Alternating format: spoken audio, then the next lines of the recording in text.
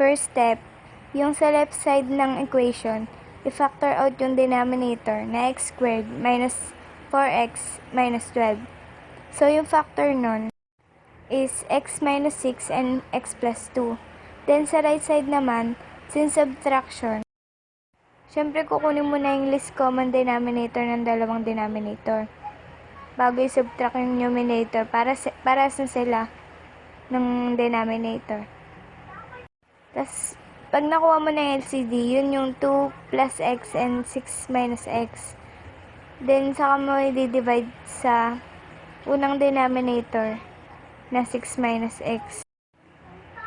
2x plus x, 6 minus x, divided by 6 minus x equals 2 plus x. Times numerator na x plus 1 is equal to x plus 1 and 2 plus x. Second denominator, which is denominator ng subtrahend ng 2 plus x and x minus x divided by 2 plus x is equal to 6 minus x times numerator ng x minus 3 is equal to x minus 3 and 6 minus x. Second step is isusubtract na yung numerator. Kaya, i-equate yung x plus 1, x minus 1 times 2 plus x is equal to x squared plus 3x plus 2 minus ng numerator ng minion na x minus 3 times 6x is equal to x squared plus 9x minus 15.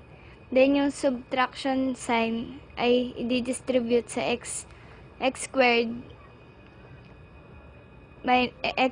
plus 9x minus 15. Kaya magiging negative x squared, negative 9x plus 18. Then, combine like terms. Kaya, ang final numerator ay 2x squared minus 6x plus 20. Third step, i-multiply ang denominator ng isa sa both side, left and right, which is negative x plus 2, x minus 6. Yung denominator na yun, then cancel na yung dalawang denominator ng both side. Kaya natira na lang is yung x times nung negative. Kaya negative x, tas yun sa kabila, yun pa rin.